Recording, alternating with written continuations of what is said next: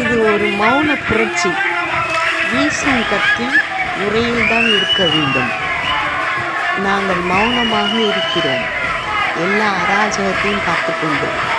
மூளையில் முடுக்கெல்லாம் அவருக்கு கொடுத்து 10 நிமிஷம் 5 நிமிஷம் பேச வச்சுட்டு இவனுங்க மட்டும் மணிக்கணக்காக பேசி என்னத்தை நீங்கள் என்ன பண்ணுறீங்க? பில்லு இருந்தால் எங்கள் விஜய் தனியாக வந்துட்டார், கண்ணன் தனியாளா.